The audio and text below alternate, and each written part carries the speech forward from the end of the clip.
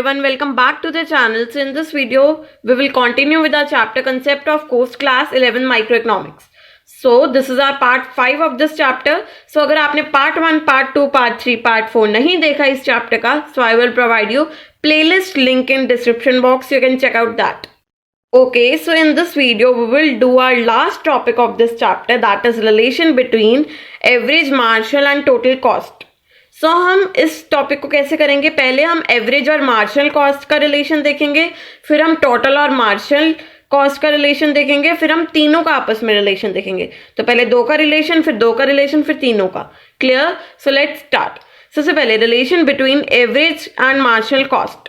सो सबसे पहले इस टेबल को स्टडी करते हैं because this table is very very important. और अगर आप एक ही टेबल लर्न कर लो पेपर में लिखने के लिए, सो कोई झंझट ना रहे आपको. क्लियर? इसी टेबल को लर्न कर लो. सो सबसे पहले जब जीरो आउटपुट थी तब हमारी टोटल कॉस्ट क्या थी, 10. क्योंकि हमारी टोटल फिक्स्ड कॉस्ट तभी इनकर होती है जब हमारी क्या होती है, आउटपुट जीरो होती है. तो टोटल फिक्स्ड कॉस्ट तो 10 ही होगी, सो इस करके हमारी टोटल कॉस्ट भी क्या है, 10 है. अब एवरेज कॉस्ट क्या होता है, टोटल कॉस्ट अपॉन आउटपुट. तो 10 upon zero, 10 upon zero is not defined. Not defined मतलब infinity. So average cost in infinity. और मार्जिनल कॉस्ट कभी भी इनकर नहीं होती जब हमारी आउटपुट जीरो होती है. सो दिस इज डैश, मतलब ये इनकर ही नहीं होती, कुछ भी नहीं. सो जब हमारी आउटपुट 1 हुई, टोटल कॉस्ट इंक्रीज होगी 10 से. इसका मतलब मार्जिनल कॉस्ट क्या होगी, 10. और एवरेज कॉस्ट क्या होगी, 20 अपॉन 1 इज 20. क्लियर? सो ऐसे हमने पहले टोटल कॉस्ट निकाली, फिर एवरेज कॉस्ट निकाली, मार्जिनल कॉस्ट. सो आपको ये तो पता ही होगा हमें कैसे निकालनी है, मैं एक एक करके दिखा देती हूँ. सो एवरेज कॉस्ट कैसे निकालनी है, टोटल कॉस्ट अपॉन आउटपुट. जैसे 34 अपॉन 3, तो हमारी एवरेज कॉस्ट आ गई 11.3. और एमसी कैसे निकालेंगे, 34 माइनस 28, मतलब 3 माइनस 2, थर्ड आउटपुट में से सेकेंड आउटपुट माइनस करना है. 34 minus 28 is 6, 38 minus 34 is 4, 42 minus 38 is 4. सो ऐसे हमने एसी और एमसी निकाल ली. अब देखते हैं इसका रिलेशन. तो जब हमारा एमसी क्या हो रहा है, डिक्रीज हो रहा है, तब हमारी एसी क्या हो रही है, डिक्रीज. 20 से 14, 14 से 11.3, 11.3 से 9.5. एमसी कैसे डिक्रीज हो रहा है, 10 से 8, 8 से 6. तो क्या हो रहा है, जब एमसी डिक्रीज होता है तब हमारा एसी भी डिक्रीज हो जाता है. एमसी यहाँ पे डिक्रीज हो रहा है, एसी भी डिक्रीज हो रहा है. इसके बाद क्या होता है, एसी कांस्टेंट हो जाता है. 8 और 8 कोई चेंज नहीं आता है एसी में. जब एसी कांस्टेंट हो जाता है तो एमसी और एसी इक्वल हो जाते हैं. तो एमसी और एसी इक्वल हो जाते हैं. यहाँ पे ये भी 8, ये भी 8. 7th आउटपुट पे ये भी 8, ये भी 8. तो जब एसी कांस्टेंट हो जाता है, एमसी एंड एसी इक्वल हो जाते हैं, 8 8. और जब ये इक्वल होते हैं तब ये कट कर जाते हैं एक पॉइंट पर. जब हम इस टेबल का यहाँ पे ग्राफ बनाएंगे तो ये कट कर जाएंगे एक पॉइंट पर, and this point is this, जब ये दोनों इक्वल होंगे. इसके बाद एमसी और एसी इंक्रीज करना स्टार्ट कर देते हैं.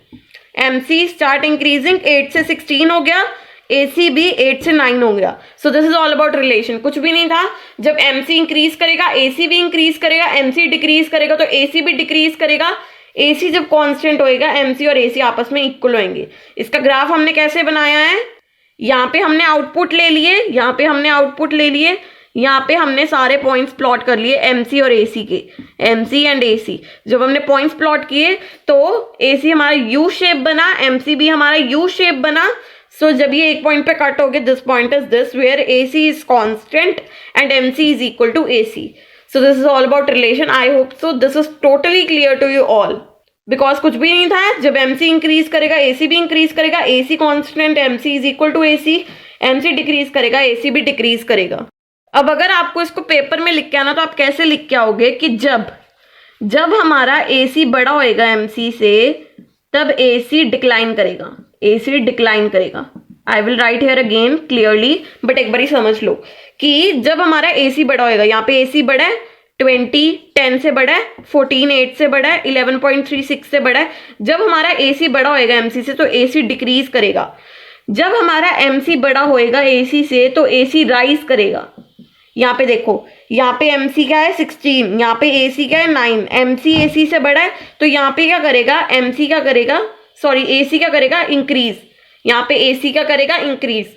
जब AC कांस्टेंट होएगा, AC कांस्टेंट होएगा, तब MC is equal to AC. Now I will write it clearly. So अगर आपको पेपर में क्वेश्चन आ गया, tell me relation between average and marginal cost, तो आप कैसे लिख के आओगे? फर्स्ट पॉइंट बनाओगे आप, when marginal cost is greater than average cost MC will rise, AC will also rise. Second point बनाओगे, when average cost is greater than marginal cost, then AC will decline and MC will also decline. Third point बनाओगे, when AC is constant, MC is equal to AC. साथ में ये table भी बना के आओगे आप। देखो ये कंप्लीटली शो कर रहा है इसको। जब हमारा MC बड़ा AC से, MC हमारा बड़ा AC से, यहाँ पे 9 से 16 बढ़ा है, तब हमारा AC क्या हो रहा है? राइज हो रहा है। देखो 8 से 9 हो गया, ये 8 से 9 हो गया, ये 8 से 16 हो गया। सो जब हमारा MC बड़ा है AC से, तो दोनों क्या कर रहे हैं? राइज कर रहे हैं। और जब हमारा AC कांस्टेंट है, यहाँ पे 8 है, तब हमारा MC क्या है? इक्वल है AC के, ये भी 8 है। क्लियर? नेक्स्ट हमारा जब AC बड़ा है MC से, यहाँ पे 20 बड़ा है 10 से, तो हमारा AC क्या कर रहा है? डिक्लाइन कर रहा है। 20 से 14 हो गया, 14 से 11.3। So this is all about relation. I hope so this is totally clear to you. Now let's start with the relation between total and marginal cost. Okay, so now our next concept is relation between TC and MC. So देखो, वैसे तो मैंने ये relation आपको बहुत बारी बीच बीच में से बता रखा है, बट इस बार कंप्लीटली इसका एक एंड करते हैं। तो देखो, relation between TC and MC, जब TC इंक्रीज करता है एट डिमिनिशिंग रेट, मैंने आपको टॉफीज की एग्जांपल दी थी लास्ट वीडियो में कि आपकी मदर ने आपको 10 toffees the first day, next day आपको 8 टॉफीज और दे दी, मतलब आपकी अब 18 टॉफीज होगी आपके पास। नेक्स्ट डे आपको दे दी 6 टॉफीज और दे दी, मीन्स आपके पास अब कितनी टॉफीज होगी? 24। तो आपकी मदर आपको टॉफीज तो और दे रही है, आपकी टॉफीज तो इंक्रीज हो रही हैं, बट धीरे से। देखो पहले आपके एकदम से 10 टॉफियां मिल गई, मजा आ गया, फिर आपको थोड़ी कम मिली, 8 मिली, फिर आपको और कम मिली टॉफीज, नेक्स्ट डे 6 मिली, मतलब आपकी टॉफीज तो इंक्रीज होगी 10 से 18, 18 से 21, but at a decreasing rate. पहले 10 मिली, फिर 8 मिली, फिर 6। सो ये जो डिक्रीजिंग रेट है, दिस इज MC।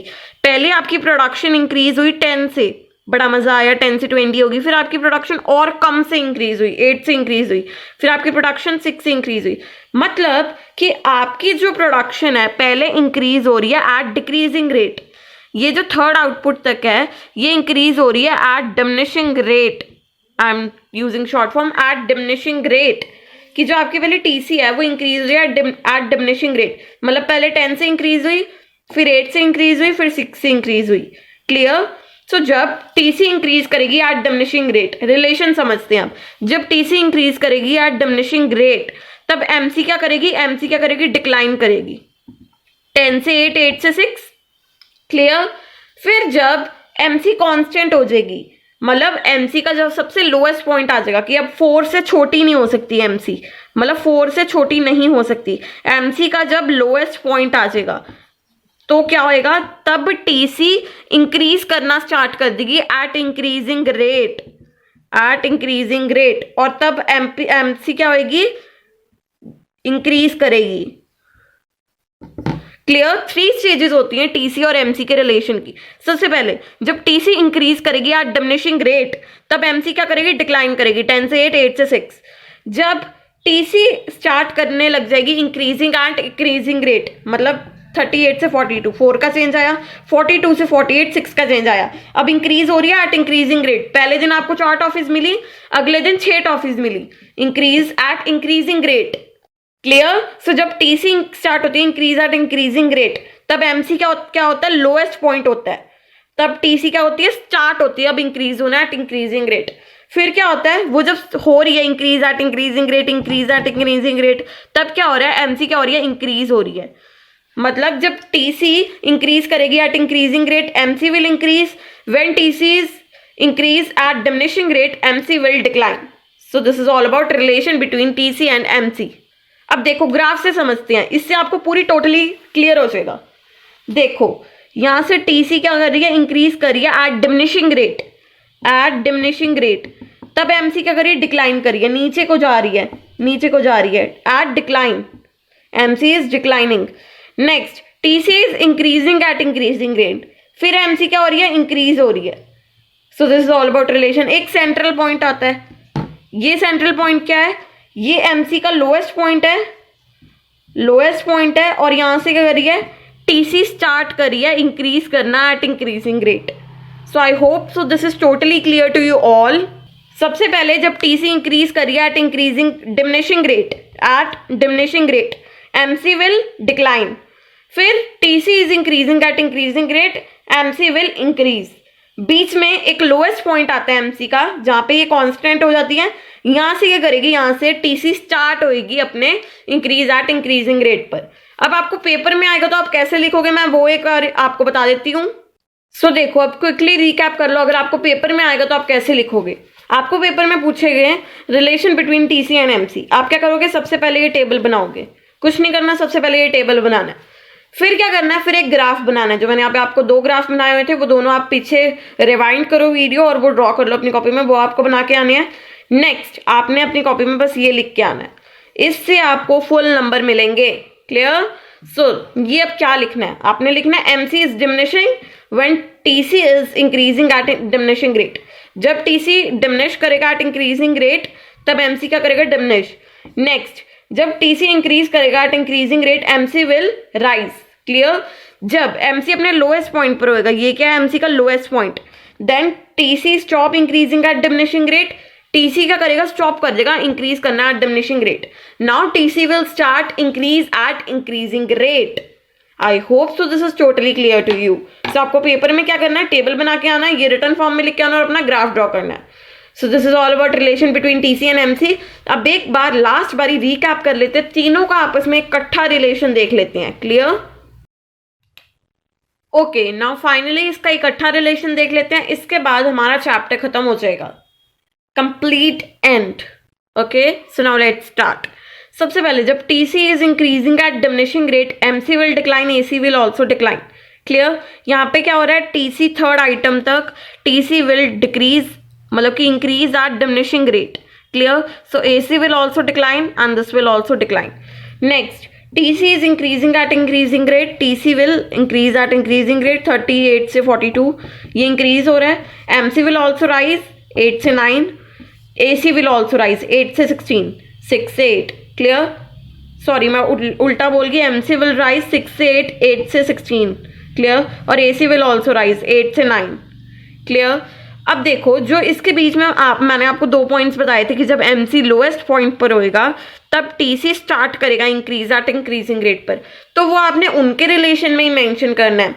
और एक और पॉइंट मैंने एसी में बताया था कि जब एसी यहाँ पे कांस्टेंट होएगा तब क्या होएगा, एसी और एमसी इक्वल होंगे। तो यहाँ पे आप छोटे छोटे पॉइंट्स बना के वो 2 पॉइंट मेंशन करना है तो कर सकते हो, वैसे वो पर्टिकुलर उसके पॉइंट्स हैं।